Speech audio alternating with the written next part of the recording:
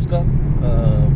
माझ्या बांधवांनो, 9 तारीख हा जागतिक आदिवासी दिवस आता जवळ येत आहे आणि या अनुषंगाने मला आपल्या सर्वांना एक विनंती करायची की पूर्वतयारी म्हणून आपण सर्वांनी काहीतरी रूपरेषा, काही आराखडे हे आपण तयार केले पाहिजे.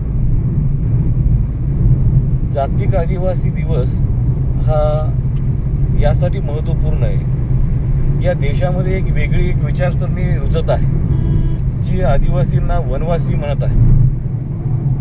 या विचारसरणीला जर खऱ्या अर्थाने विरोध करायचा असेल आणि आदिवासी हक्क, जल, जमीन, जंगल ज्या पद्धतीने आदिवासींना त्यांच्या जमिनीवरून विस्थापित करण्याचं काम हे मोठ्या प्रमाणात होताना दिसून येत आहे. आपण बघत आहात, मध्य प्रदेश असेल, छत्तीसगड, झारखंड या ठिकाणी अनेक गावकरी त्यांच्या जमिनी वाचवण्यासाठी आंदोलन करत आहेत. हा खूप मोठा लढा आहे आणि यासाठी आपल्या सर्वांनी एकजुटीनं हा संघर्ष केला तरच खऱ्या अर्थानं पुढं भविष्यामध्ये आपल्याला संविधानिक ज्या हक्काच्या माध्यमातून, घटनेच्या माध्यमातून जे अधिकार मिळालेले त्याचं आपण संरक्षण करू शकू.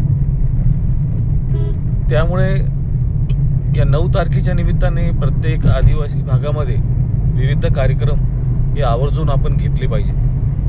आज आपल्याला ज्या काही अधिकार मिळालेले आहेत, कोणी या ठिकाणी शासकीय कर्मचारी म्हणून असतील, जे शेतकरी बांधव आहेत त्यांना त्यांच्या जमिनीचा अधिकार असेल, या अनेक जे विद्यार्थी असतील त्यांना मिळालेल्या त्याच्या संविधानिक अधिकार असतील, या सर्व जे मिळाले ते आपल्याला आदिवासी म्हणून मिळालेले आहेत. हे आपल्याला विसरता येणार नाही, कारण आपली ओळख ही मुळात आपण आदिवासी आहोत आणि या देशाचे मूळ रहिवासी आहोत.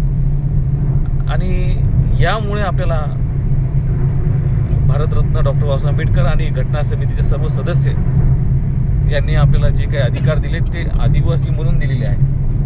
त्यामुळे 9 तारखेचं महत्त्व हे या दृष्टिकोनातून महत्त्व आहे की आपल्याला ज्या काही गोष्टी मिळाल्या त्या आदिवासी म्हणून मिळाल्यात आणि आदिवासींच्या हक्क आणि अधिकारांसाठी आपलं कर्तव्य आहे की आपल्यालाही या माध्यमातून या 9 तारखेच्या अनुषंगाने आपण आपली पूर्वतयारी केली पाहिजे. संपूर्ण कुटुंब या 9 तारखेच्या कार्यक्रमामध्ये आपण एकजुटीनं सहभागी होण्याचा प्रयत्न आपण सर्वांनी केला पाहिजे. बऱ्याच प्रमाणात आपण बघतो की काही ठिकाणी फक्त पुरुष सहभागी होतात आणि महिलांना त्या ठिकाणी सहभागी केल्या जात नाही. एक प्रकारे महिलांना त्यांना त्यांच्या अधिकारापासून वंचित ठेवण्याचाच एक प्रयत्न या ठिकाणी आहे. त्यामुळे महिलांना सहभागी करणं, त्यांना याच्यामध्ये नवीन विषय समजून घेण्यासाठी आपण त्यांना पुढं आणण्याची तयारी ही आपल्या पुरुष मंडळीची राहिली पाहिजे. त्यांना सोबत घेऊन या माध्यमातून पुढं आणण्याचं काम आपण सर्वांनी केलं पाहिजे. अनेक विद्यार्थी असतील, सर्वांनी याच्यामध्ये मोठ्या संख्येनं आपण सहभागी होण्याचा प्रयत्न आपल्या सर्वांच्या माध्यमातून झाला पाहिजे. त्यामुळे 9 तारीख जवळ येत आहे आणि त्या अनुषंगाने आपल्याकडून मला आता अनेक गावातूनही फोन आलेले आहेत की आम्ही तयारी करतोय वगैरे वगैरे अशा प्रकारचे.